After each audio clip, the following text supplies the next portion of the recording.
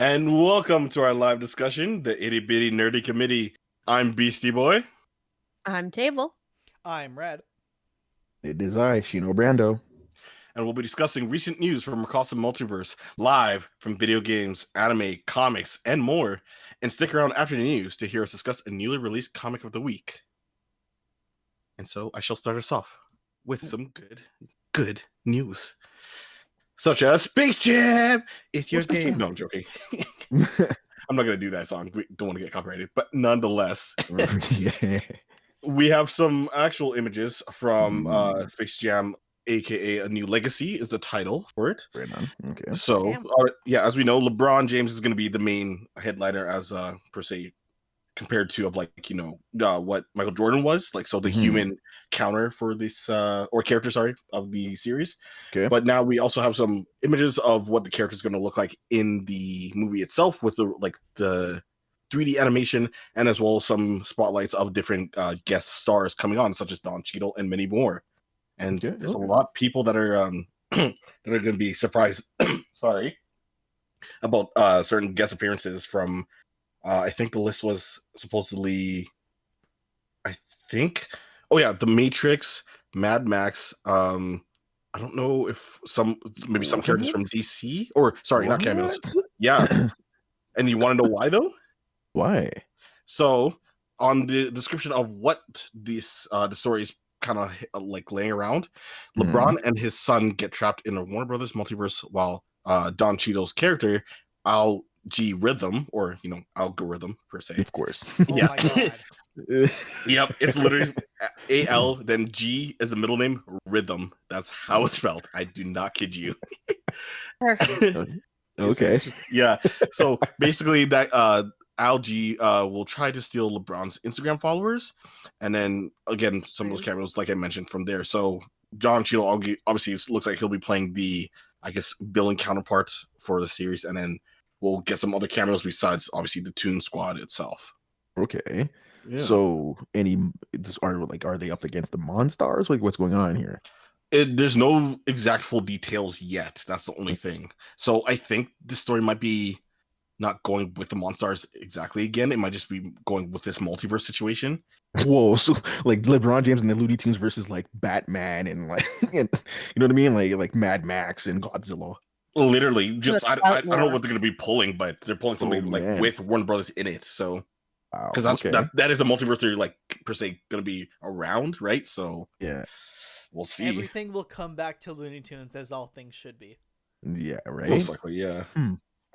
But it's gonna be interesting to see, and kind of one of the funny things too is not funny, but like interesting discussions was that the director for the movie, Malcolm D. Lee, says that from his quote, a new legacy is regarding to the movie is better than Michael Jordan's OG Space Jam, saying LeBron's got that going for him. And I was like, that's whoa. I mean, that's a lot to say. That's a high bar. Now, yeah, it occurred to me as you were talking Mhm. that this is going to be the modern version, but on purpose, of Looney Tunes back in action. Yeah. In a sense, yes. Because that basically featured like Scooby-Doo characters and it featured old Hanna-Barbera characters. Mhm. It's like, yeah. whoa. Yeah, basically that's what it seems like they're going about. But obviously we don't know, besides Don Cheadle's character, we don't know who else is going to be the per Henry se Cavill villain could or show up villains. again. Superman versus He LeBron could. James basketball. You're going down. What is this going down he speaks of? I don't Yeah, understand. right. Like, what is this ball of baskets? Like, just Well, I don't think he's. Come on, No, I know. Clark ain't that dense. I know. I'm just joking. Superman's a big himbo, but he's not that dumb. Yeah, no, it'll be interesting though to see what the story will unveil. So I'm interested. I don't know if I'm fully intrigued, but I'm interested to see what they do, because obviously if it's a bit of a departure for the like kind of format they went with the first one, then it'd be cool to see what they do for this upcoming series or a sequel.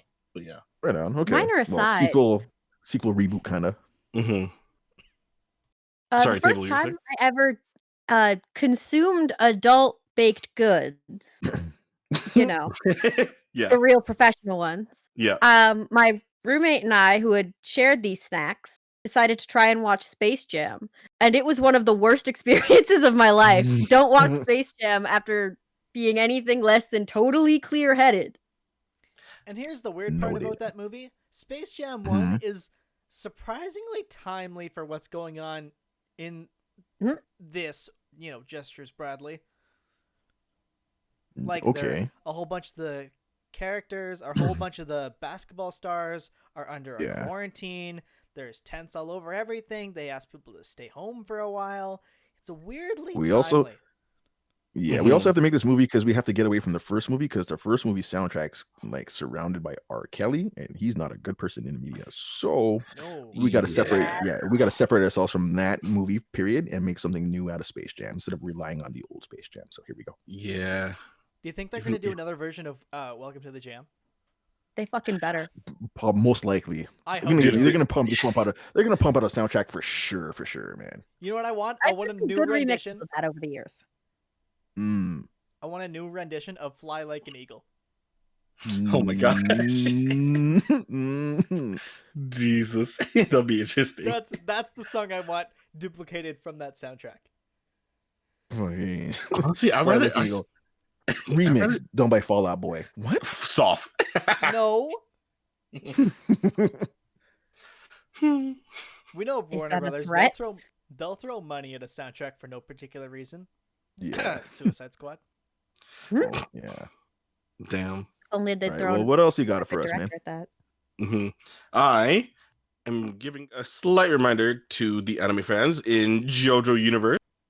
So, if you do not know, or if you're not aware, there is a big event coming for April for JoJo fans that have been obviously following the mangas or per se the anime themselves. But the big main event that I'll be not discussing, but like notifying, is the JoJo's Bizarre Adventure, the animation special event, Joestar: The Inherited Soul, will be happening on April 4th. But other dates to look out for would be March 5th, which is JoJo World. So that will be tomorrow, which is their basically, I'm not sure if it's like either an exhibit or if it was like kind of like a Disney World kind of park thing where you can just like go there. I don't know if what the difference was. So I didn't get into the proper details because translation wasn't out there yet, but I have to double check. If anybody else finds it, let us know on Twitter at Crusade Nerd, please. But basically there's going to be some sort of exhibit for that from the previous mangas and then animated series and all that stuff. So there's that. And then March 28th, Joestar Radio will have the final episode. So I'm assuming it'll have the final episodes of the season 5 voice actors.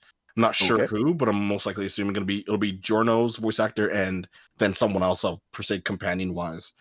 Okay. April 4th, like I already mentioned, will be the big premiere of the whole secret thing they're going to be bringing out, which I'm excited for. Jolene. And then April 17th will be JoJolene chapter 106 to see what is happening in JoJolene. Big 2 months coming up. All right. Basically, yeah. So these 2 months are going to be the main focus in the anime JoJo world, basically. If this is regular work for Araki. He usually gets his own exhibits. He's one of the few mangakas out there who gets their own exhibits, which is like a big thing for them. So he's probably got some new art to show off, which I can't wait to see. So I want to see what he's got coming for us, because he's probably going to present a part 9 also. Probably. That'd be so dope if you could. But nonetheless, I want everybody in the chat this evening to understand that the moment if he drops a part 9, the nerd screech I will hear from across 2 sides of town here is going to be deafening. Just but louder. Oh yeah. Oh man, it's gonna be some good stuff. I'm excited to see what gets announced. I have to go back and finish off the radio portion because I kind of stopped midway with the earlier segments they did. So I think I was on part 2 and I kind of just stopped. Or no, I just got into part 3 of the radio host, and now I'm gonna finish up and catch up. And then follow us later on YouTube for more JoJo discussion, and we'll bring it to y'all, folks. But that is my discussion for news for. And I believe that brings it over to my side of town. Yes. All right. So what I'm going to start with today is there's been this trailer dropped for a film called Voyagers. Now, apparently it's going to premiere in theaters April 9th, which is, always a little bit surprising these days to hear, but whatever. We're cool. We like seeing things in places with people under circumstances, Now, looking at this title, you go, okay, there's neon, there are bisexual colors, and there are 2 naked people hugging, but neither of them look super jazzed about it. And that would be because they're high as balls. The premise of this is that for whatever reason, the entire crew of this space mission are being given an experimental drug that appears to function like sci-fi ecstasy. And everyone, immediately goes for the obvious ones. You're going to hang out, you're going to eat, have a good time, boink. Except for the one guy that goes, it is murder time, I guess. Oh. And that's the plot. There's always that one, right? Fuck. Every single week, you post the pictures, and then we build the show, and then you come live in the show, and you tell me bonkers things. Thank you. Huh? I know, right? So this is by the same director who did Limitless, which, if you don't remember, is about a writer who takes a drug to enhance his brain activity, and it gets weird. It was back in 2011. Can't blame you if you don't remember. It wasn't very good. So I don't know why this director feels the need to tell all these stories about magic drugs. I'm worried about his day-to-day life a little bit. I'm wondering if he's just searching for magic drugs. Maybe he's got unpleasant experiences with real drugs, and he's projecting so hard he's gone to space this time. I once OD'd on child's Tylenol. Let me just pen this 200-word script about it. It was great. Man. So, these Flintstone drugs, huh? We've got a weird cast with this too. You've got Lily Rose Depp, Ty Sheridan, Colin Farrell, and Fiona Whitehead as the primary members of the cast. Now, some of those you might not know what they're from. There's Ty Sheridan was in Ready Player One, X-Men Apocalypse. Colin Farrell was in The Batman. Fiona Whitehead, whatever, it's Fionn, with Dunkirk. But the one that really gets me is, do you want to guess what movie Lily Rose Depp was most notably in? No. Spring Breakers. Yoga Hosers. Yoga Hosers, yeah, with Kevin Smith's daughter, yeah. Yep. What the Space heck is? Cartel. Space What is- Cartel! Do I want to know what that is? Yoga Yoga Hosers. Hosers? If you've never seen Yoga Hosers, I just need to tell you that Mhm. one of the primary elements of the plot is what is referred to as a bratzi, which are tiny bratwurst Nazis. Mm-hmm. Mm-hmm. and that's Beastie, did you ever all see I wanna tell Sausage you. Party? Yeah. That, but Oh fuck. Kevin Smith version of that. except don't there's even know what human that would look beings in like. it. I watched it once. My roommate physically owns it, which is why I watched it. Uh-huh. Mm. I need to borrow it. I think people should view it. I don't know that they'll have a good time, but I think they should see it. But That's so much questions. Okay. that's fair. I had a lot of questions as the movie progressed. And I can only assume that Voyagers is going to have that same unhinged feel, though it's going to try and be artsy about it. So the big question here is, where do we find it, and are you going to watch it? Like I said, Voyagers is going to be released to theaters April 9th. So I don't know if I'm going to go for a theatrical release there, but presumably they're arranging what digital releases they'll be doing sooner rather than Okay. later, because anything that tries to live and die theatrically these days is going to die. Yeah. Facts.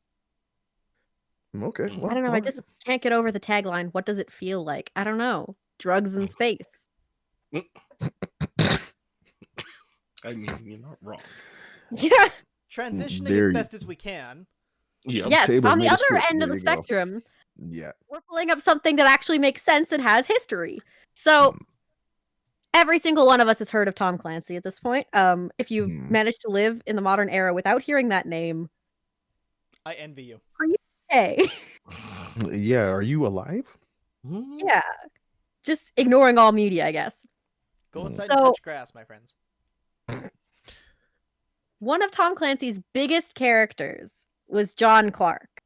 I can't admit, like, I'll say I haven't read his books, so but the origin of this character was written in the book Without Remorse, which was released in 1993. And they're making a movie of it, starring Michael B. Jordan. It looks like a fairly classic kind of setup, you know, soldier, ex-CIA, Navy SEAL type fellow tries to quit the job and something goes wrong. In this case, his pregnant wife gets fridged. So, whoops. Oh man! Of course, in a Tom Clancy book, it would happen. And you know he's got to go after those darn Russians. Oh So, yeah. that's the play here. How Cold War of them. How very Cold War. But it's, again, Tom Clancy book being put to life, and it was written in 93. Yeah, of course. I would have liked them to try and adapt it a little bit more to a modern storyline, but at the same time, doing that might actually have been worse. Whereas if they go, look, we're doing a 1993 story and that's just how it is. Yeah. You don't have to be making a political statement anymore about it. No, you could just do Adventure Time in Cold War era. Exactly. Okay. Like, though they have apparently adapted a little bit. The original novel had Clark being like a Vietnam vet, where this Clark is apparently a vet from Syria. So he is at least slightly bumped up in the Americas have been at war for, you know, a hot fucking minute. A long time, yeah. It should be interesting though, because in fact, we're not going to go into politics here though. So it should be interesting, if only because Michael B. Jordan's got a pretty good reputation at this point in terms of projects he's been involved with. Yeah. And I really, like, I can't say one movie that I've seen that he's been in that's been bad. So the fact he was willing to sign on to this is definitely a point in its favor. We Well, also have. Yeah. Oh, you're saying? Sorry. I was gonna say he must really like the project to actually attach himself to it that badly. So. Yeah, he has his pick these days. This film's going to be directed by Stefano Solima. Screenplay is being written, presumably adapting it from the novel, Taylor Sheridan and Will Staples. We've got Michael B. Jordan, Jodie Turner-Smith, Jamie Bell, Lauren London, and a handful of others. This one will be premiering April 30th on Amazon Prime Video. So they're not fucking around with theatrical releases. Oh, so they had money to burn on this project. Basically. Yes. That could just be why Michael B. Jordan's attached to it, is because he got a very, very handsome paycheck. Yeah. He's got a big name, so they can market. Yeah, you can market off of that easy and make their money back. So. And no one would blame him.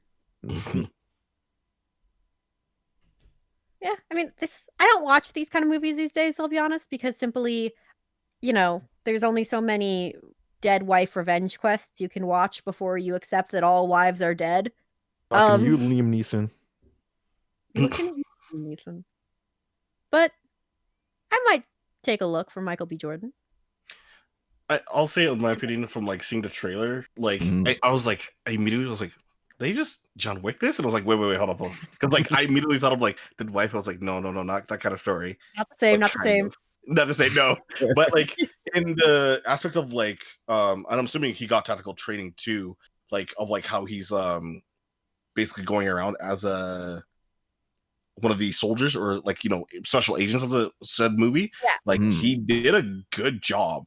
So I think in the sense of like whatever choice he did to join this project, I think it might be favoring his point. So I'll be interested to see what happens with this movie though.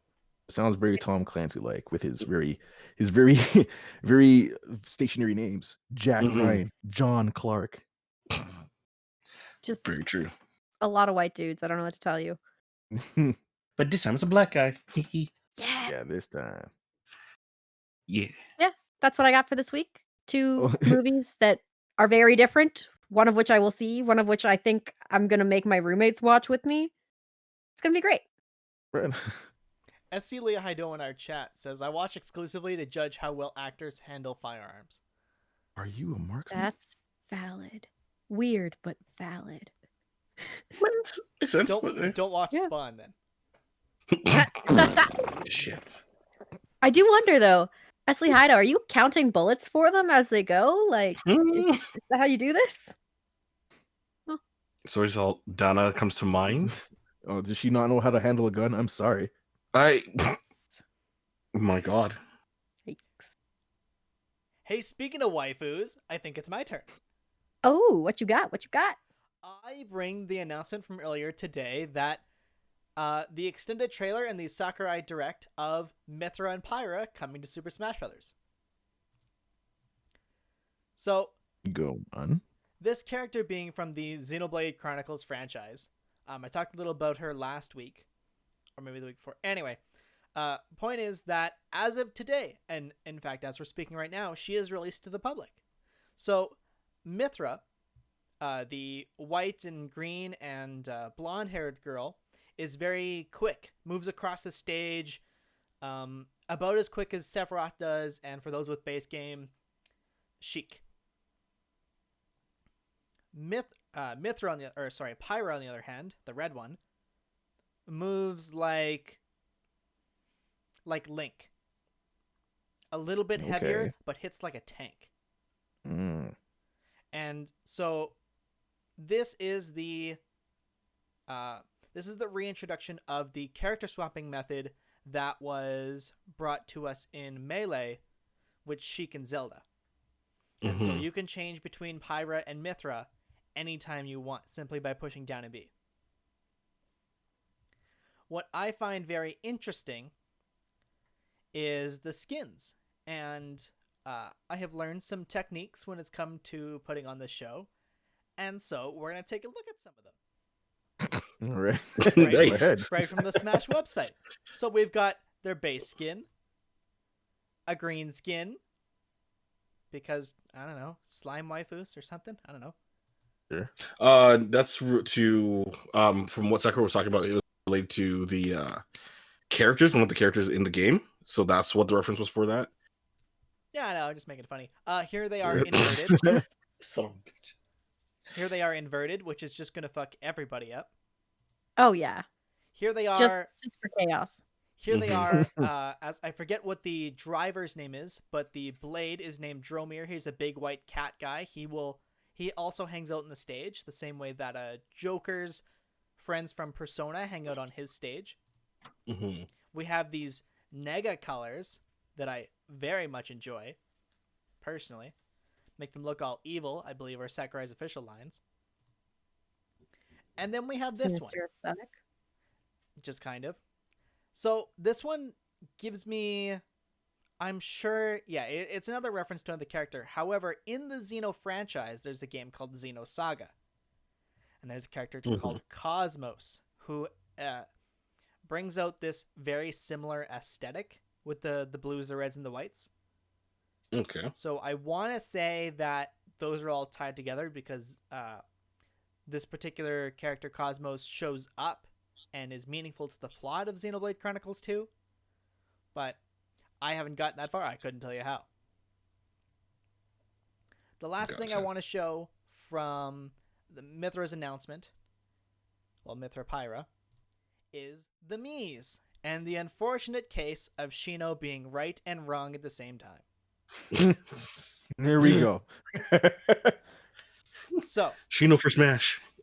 basically, Right? so the three that we have are from Monster Hunter because Monster Hunter Rise is coming out in the next 2 weeks, which is just going to be an open world JRPG, big fight the big monster, exclusively my type of game with a big blue puppy on it. Nice. The bottom corner, however, to celebrate the release of Ghost and Goblins Resurrection, Hey. is Arthur, the main character from that game. Now, the very studious viewers of ours and longtime viewers since December will know that Shino wanted this character as part of our official Nerd Crusade roster. This is not the first time he's been very, very close on what character we're getting next. Shino, tell us your secrets. Well, he's only close. So the last time he did this was when we wanted a Christmas release, which we got, and the character that he kind of wanted when I was talking about my character was Red 13 from Final Fantasy. So, shockingly close. Now, in retrospect, seeing that we got Sephiroth, a Final Fantasy boss villain character, near Christmas. Something going on upstairs in Shino's brain. I can't quite put it together, but I will someday. You can't see it right now, but I'm posing exactly like my icon as we speak. That's right. Looking through the veil, but it's a little hazy. Join us here in the weeks to come because, well, with a character out, we've got to just absolutely kick the crap out of each other. Oh, Stay tuned to our Twitter, our Instagram, and all of our social networks to find out when we will be playing such game and playing with our brand new character. My last piece of news is Marvel related. And so not only is the series finale of WandaVision airing in a handful of hours as of the recording of this live show, but the following week, because it's the finale, no more episodes. Well, Marvel decided to give us a little treat. And I'm assuming it's not going to be the last one of its kind. Okay. Marvel Studios Assembled, the making of WandaVision, will come out on March 12th. The week after. Which means there's only going to be 1 week between a WandaVision related thing and Falcon Winter Soldier. A nice little break in between. A break, but also a deep dive on how they shot things, how they directed things, how they pulled different camera angles off. For film study people like myself, Hmm. this is going to be a thing to sit and enjoy. And, it might even quell the urge to not cry because WandaVision is over. Understood. Sorry. Interesting, because in the last year, right, we went a whole year with almost no Marvel content. We did. Like, it was very bits and pieces, fragments here and there. And it really looks like Marvel Studios has figured out and reminded themselves that constant engagement is the way to keep people interested, the way to get them looking at your stuff. And now that they can't be releasing movies, every 3.5 weeks or whatever nonsense schedule they were pushing. Every other month. 4.5 months. Yeah, it was a lot. They're now releasing alternate content and week by week content, and they're finding different ways to get that audience devotion that they managed to build with, 20 years of a cinematic universe. It's really impressive. Certainly. So speaking of Totally right movies, on. thank you. In the pictures on screen, you will see a familiar face for those that like really shitty comedies. Melissa McCarthy. Don't do that to her. Rude, yeah. What was that show called? Bad Puppets or something like that? Oh, no. Damn. Man. Just roasting. bring that Okay. up. Anyway, she signed on for that film willingly. That's the point I'm trying to make. It was money, man. She She took did it to herself. Yeah. But she took My the point job. being that she is going to be in Thor 4. Okay. I'm guessing cameo. Taking on the role of, for those that watched Thor 3, Thor Ragnarok, you guys remember that Thor stage play that Loki was putting on when he was Odin? Yeah. Of course, with Matt Damon as Loki. So this is Matt Damon as Loki and Melissa Returning as McCarthy Loki. as Hela. That's fucking hilarious. A Oh, man. perfect place for her as a joke character that people are only going to enjoy for 5 minutes. Yeah. Okay. I appreciate that she's here, and it's going to draw a whole bunch of jokes on to what Marvel sometimes takes too seriously. Hmm.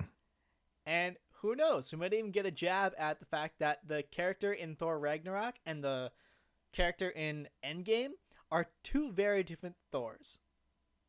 Who knows? Probably not. But I can hope. You just don't want to give us good Thor content.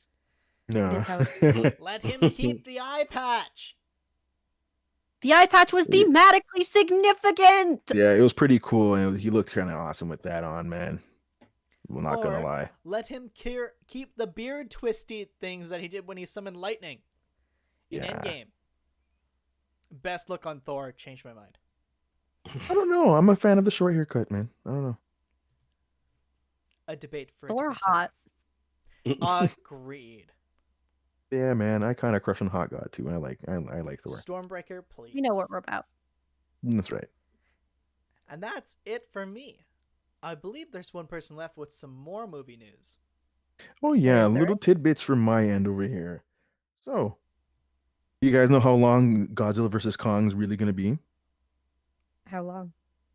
Well, it's gonna be the shortest one in the entire MonsterVerse that they're pulling off right now. Huh? Everything else scaled over 2 hours long. This one is coming up short as 1 hour and 50 minutes. Interesting. Strange, huh? Right? So we're just gonna get a mad dash of a monster battle. And if you look in that little corner over there, looks like they're teasing Mecha Godzilla. And not just Mecha King Ghidorah. That looks like all the monsters are coming out.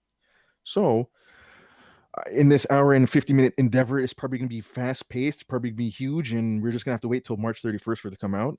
So we'll just have to wait and see. I can't wait. On the other end, yeah, me too. I'm already sold because this is not Dawn of Justice. They're not gonna have the Martha moment. So I'm actually gonna get myself a versus movie, and that's worthy of the versus title in there. But Martha. And Consider Godzilla and King Kong screaming at each other in confusion. right? And then he's like, "Save Mothra." And he's like, "What do you say that name?" Dude, this start speaking human. I need a shirt with that right now. That's his moth's name. Hey, Stop. our artist is in the chat. Just I don't know if you're still listening or what the case is. If you want to just jot that down for later, that'd be great. Thank you. Man. Did we mention you're amazing? Favorite person. Oh God. Thank you.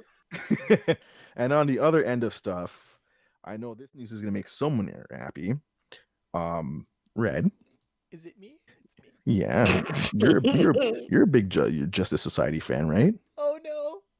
Yeah. Well, as of April, the gang is going to start filming against The Rock, aka Black Adam, and that movie's going to start its tracks after 10 years of being in development and on pause, where the movie's starting to take tracks. So, wish those guys luck, but it should be they promise a very speedy filming. So we can try to get that movie edited out, and by the year's end, I think it's due for release. I think December 22nd of this year. So, yeah, they're gonna fast pace that one, put it on a fast track, and get that movie out. So just wait for that to come out. So as of this point, I think we've got a handful of characters. Obviously, Black Adam, and we know Hawkman, and we know the first transgender superhero will be on screen in the way of Cyclone. Nice. The original Red Tornado, who's from the JSA, whose name I'm just kind of dropping right now. She's got big ham fists, just can't pull her name. Ma Hunkle. Yeah. Thank you. There you go. Big JSA nerd.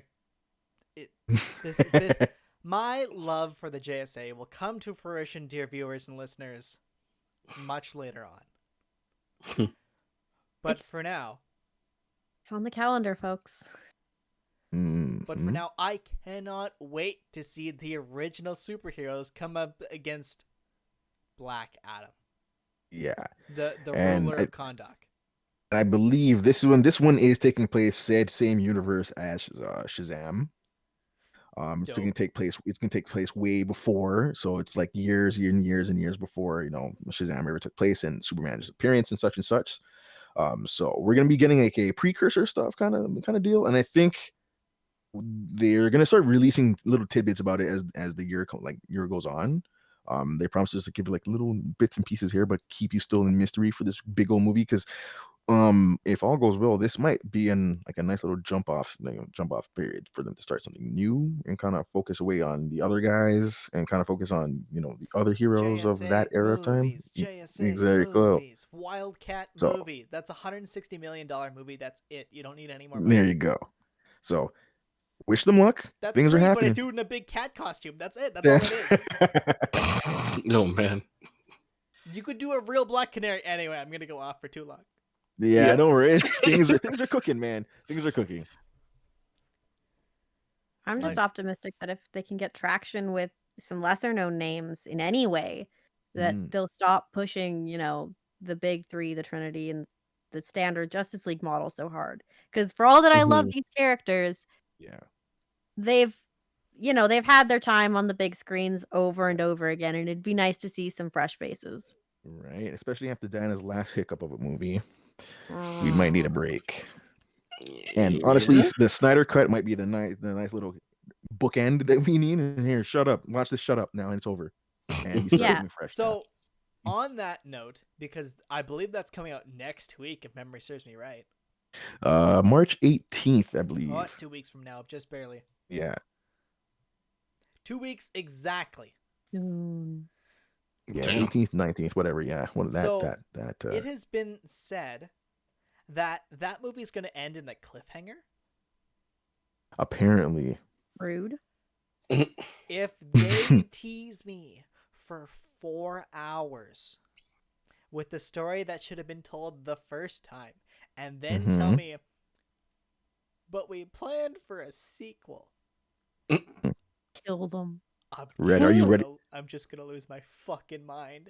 Are you sure you're not ready for that lap dance? Because it's coming. I don't even know what I'm going to have to pay for it yet. It's true. It's probably gonna be a horrible amount of money because it's 4 fucking hours. Oh, a giant old cocktease. Are you ready for this? It's coming. It's happening. Emphasis on tease. It's coming, but I'm not. No. I was hoping you Icky. would do it. Yes. Table has been affected. Defense 4 down. hours and then no resolution. Listen, I just hope they wrap up the actual plot and don't just give me just like, ooh, we went for a sequel. What? Dark side. Woo.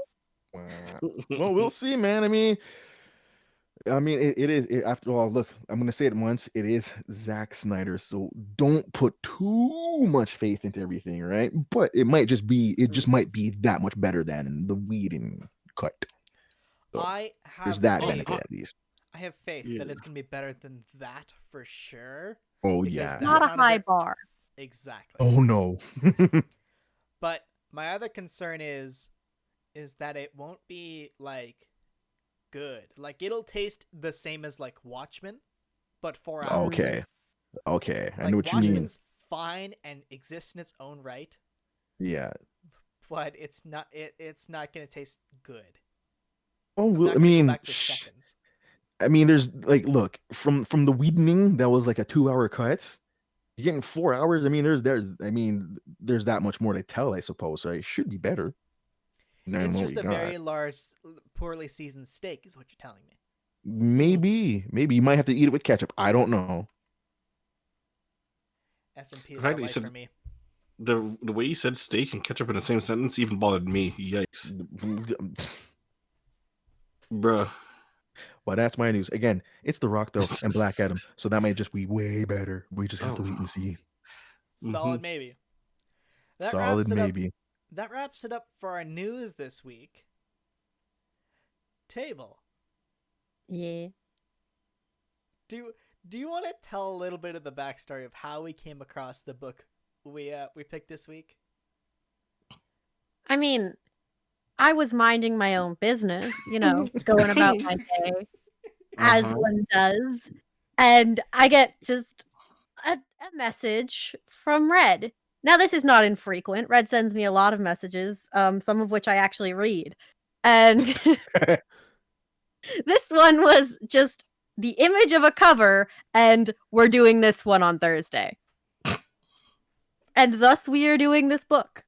So the book we're doing is King in Black, Wiccan and Hulkling #1. Oh, date night. What's going on here? No, his not special date boy. night. Honeymoon. Damn it. Oh, yes. The title is In the Name of the Honeymoon. Okay. Wow. So, obviously by the prefix, it's taking place within the King in Black story. And for real quick context, the 2-minute version is King of the Symbiotes. So, the thing that Carnage and Venom are. Yeah. Come to Earth and says, there will be no more gods. I am your only god. I've come to invade the entire Earth and galaxy. And then he goops everything in sight. Oh, gross, but oh. And the main person he is after in the main story is the son of Venom. Like the son of Eddie Brock, because there's something weird about his biology. I'm not reading the big story. I'll come back to you with bigger, badder information a different day. But a handful of them, it's... The big thing about the King in Black storyline that we've got to say is just a starter.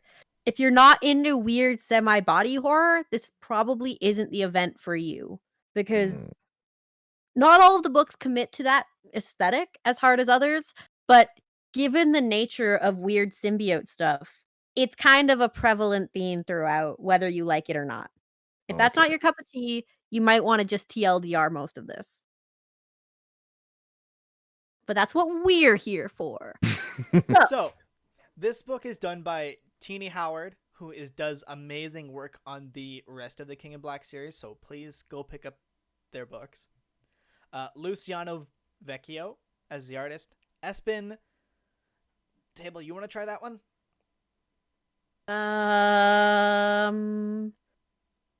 Espen? No. Grandinjern. Sure. Grunditjern? Gur. And show me and I'll read it out for you. Grunditjern. Ndetjern. Wow. Yeah. That's definitely French, but wow. Okay. And It's a lot of VC's letters. Ariana Maher as the letterer. Table, why don't you start us off on our gay space adventure?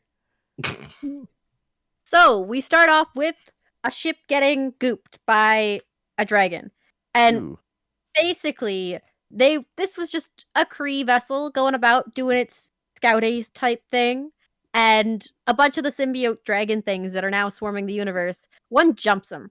And they start getting gooped and fucked up. And they pray and they're like, hey, can something please save us? And unfortunately, because they are now tapped into the symbiote super consciousness, Null turns up and is like, ah, you're a different species. You have someone who calls himself your king.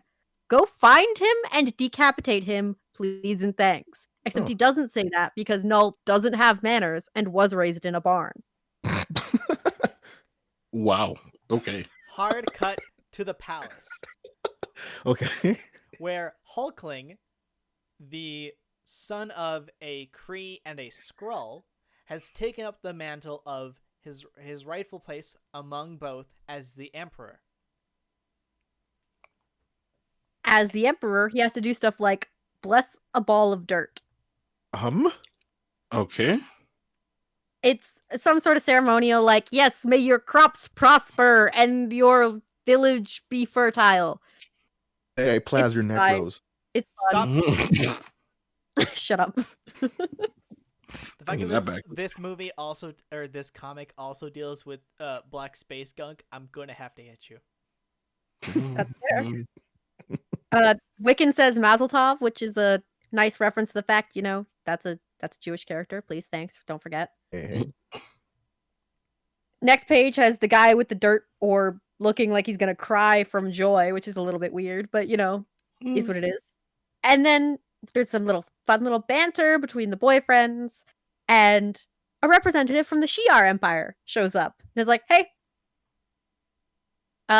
you appear to be a good king, which, as far as we are concerned, suggests that you will one day be our enemy. But in the meantime, congrats on the marriage, bro. Here's a robot that dispenses champagne. Okay. Thanks for the gift. We just had these built. Don't worry. And this robot shoots off fireworks that spell bright blessings on your nuptials. It's pretty cute. Damn, that's a specific robot, but thank you.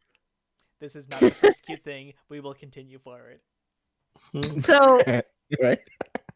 The Shi'ar representative is like, the robot's just carrying the message. We're inviting you to this little pleasure planet where you can go and just have a nice honeymoon because we hear that's something you Earthlings do.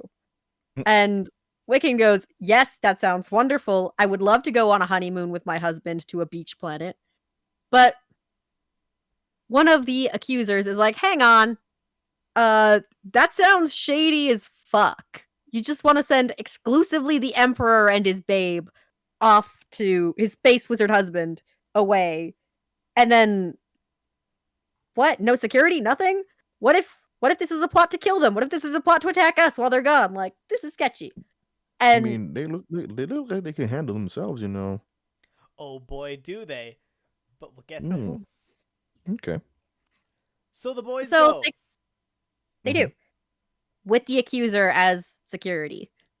Her name is Lori L with 2 L's, not to be confused with any DC singular LLs.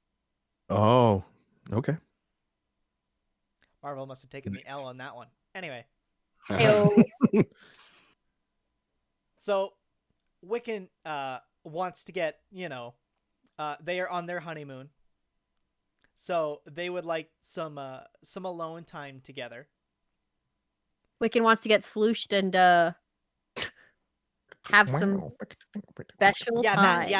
That noise you're making, that one. Unfortunately, the bodyguard decides to play cock block and walks in with all the luggage. Oh, boo. One of Wiccan's lines here is,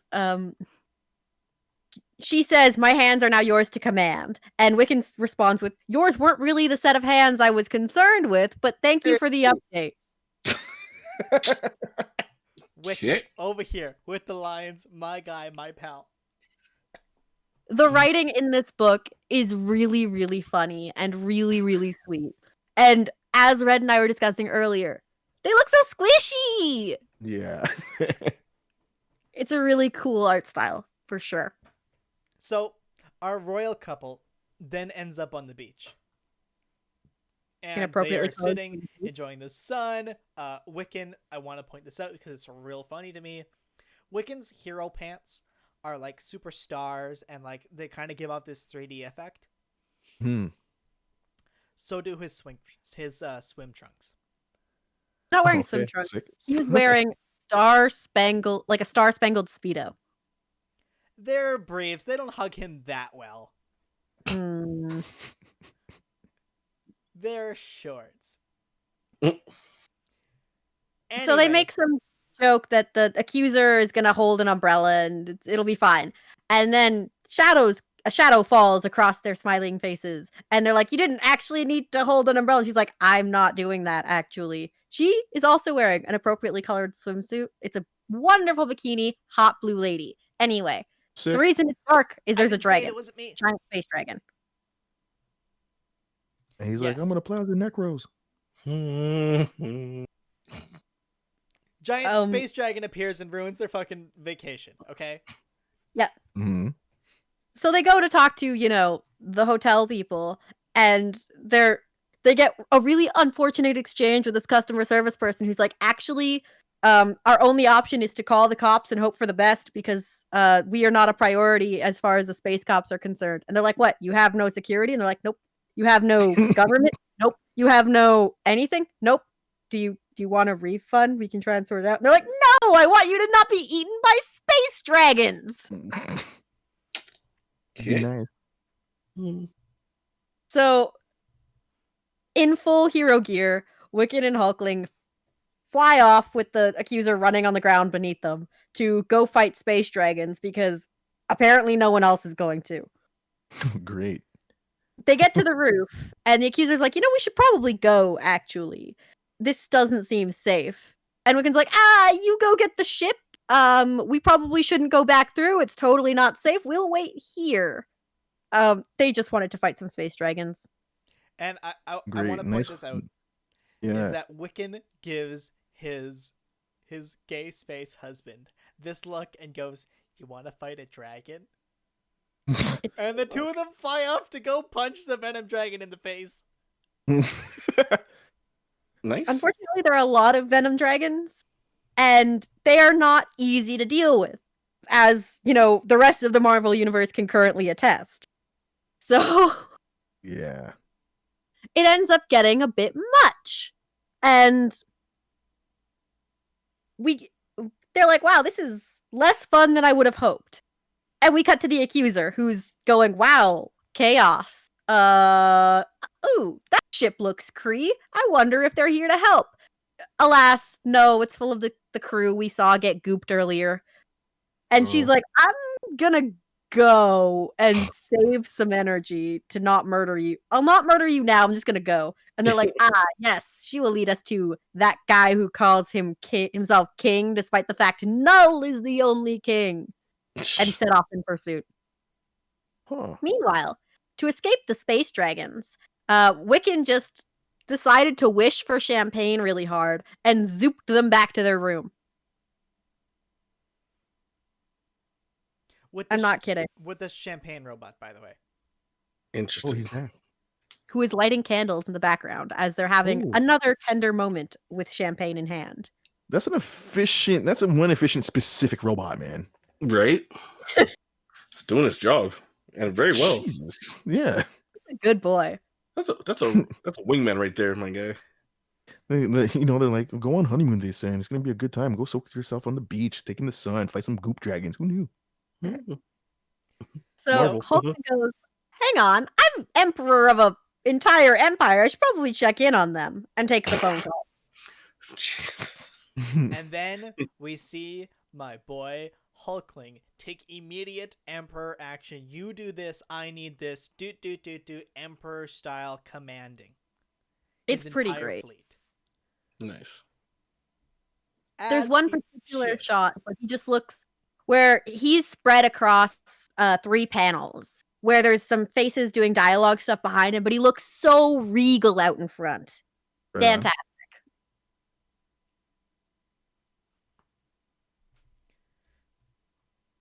And then, before after they the have orders are another given, Wiccan still wants a piece of that green cheeks. He knows what he's about. And I agree. When again, the bodyguard decides to play cock tease and bursts in yelling, "My leash, we gotta go!"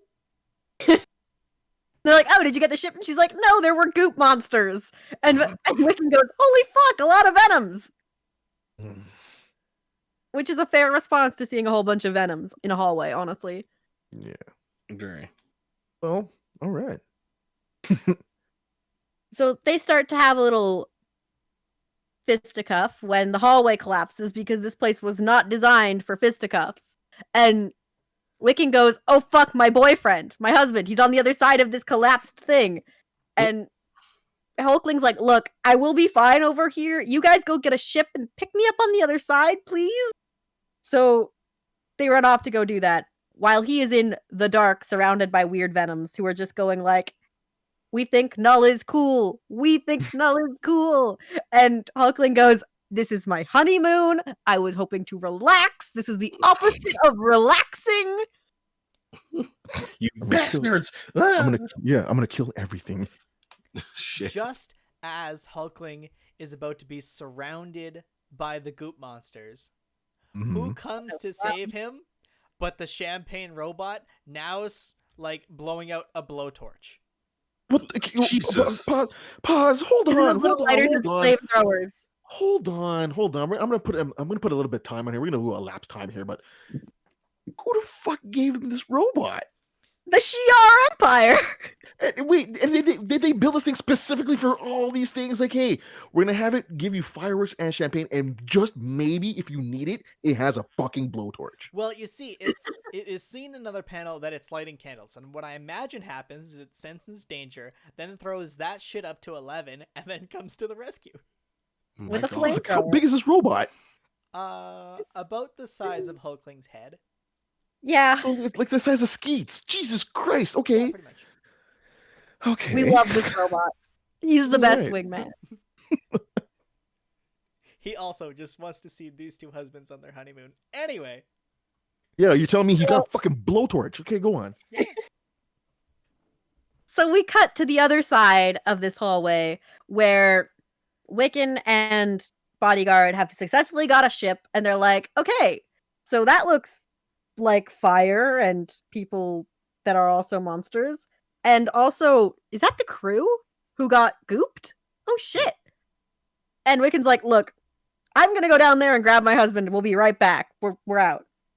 But Hulkling says we can't just leave them. They're my soldiers. They fight and die for us. I can't just leave them to die when I have the chance. And Wiccan's like, "Okay, but zombie rules, bro. I think they're fucked." And he's like, "Absolutely not. You can do anything. I have a lot of belief in you. We got this." There's also a really cute hand smooch with a tiny little heart during this little speech. Cute as fuck. So all of the goop monsters combine into one big goop monster. Really upsetting to look at. There are people's faces and limbs sticking out of it in weird places. Very upsetting. And it tries to eat Wiccan, who successfully turns himself into the glow stick we all know he could be, and also his husband into auxiliary glow stick number 1. And together they start being too shiny for the darkness to handle.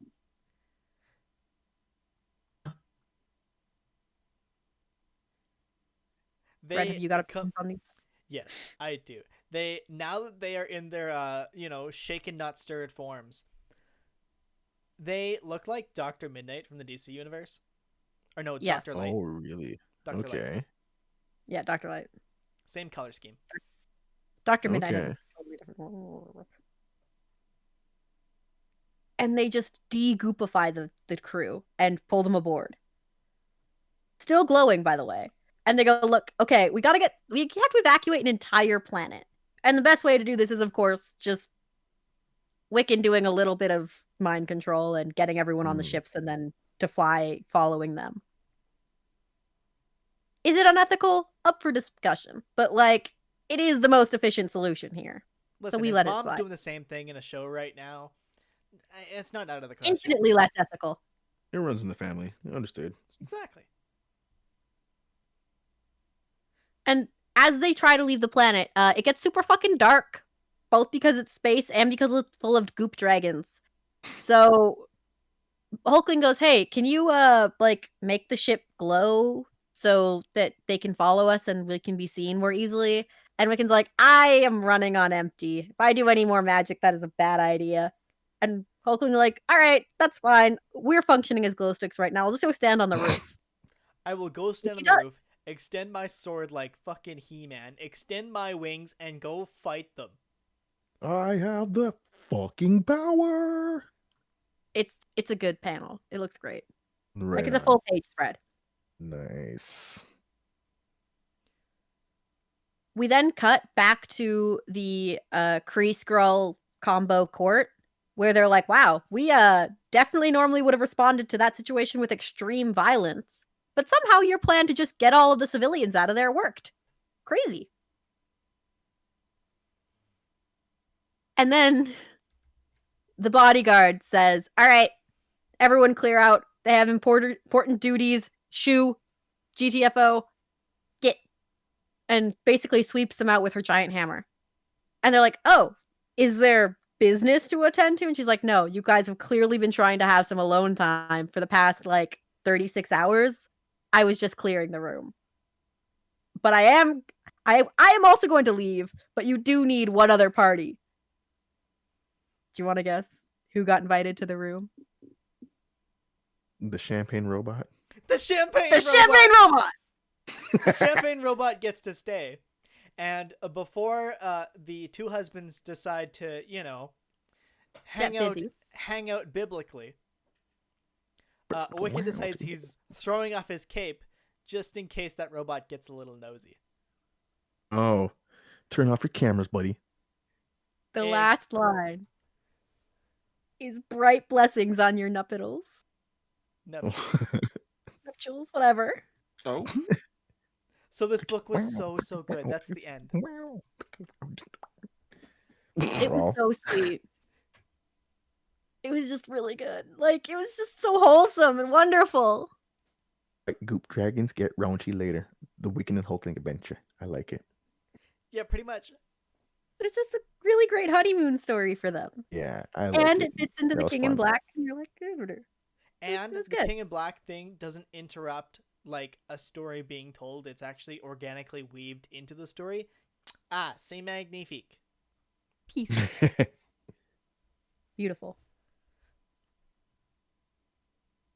If it's not clear, we heartily recommend this book to any and everyone. It was really good. I don't know if there's going to be just, like, more to this, or if this was just kind of a one-shot to tell their story. Yeah, get a little tie-in. I think it was a one-shot. Yeah. Well, I found it under the category King in Black one-shots, so...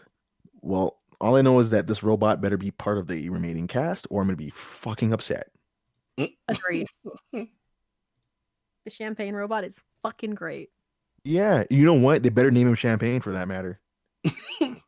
They better give him a name, Champagne. They better give him, like, a royal title. Something. But, with the end of our comic and the end of our news, that brings us to the end of our show. That it does. I hope everybody enjoyed themselves, enjoyed our news, enjoyed our comic this week. If you would like to see more about what comics we buy and the things we do when we're not hanging out and stream in front of you, you can find us on Twitter at Crusade Nerd. You can find us on Instagram at Nerd Crusade. You can find our sister show, which go check out that show this week. We posted an episode all about the Todd Father's most beloved character he ever created, Spawn, and the movie that came out of it. Mm-hmm. Echoes have been plased. And you can find out the origin of that joke. Thank you all for coming. Good night. Good night. Bye. Thank you.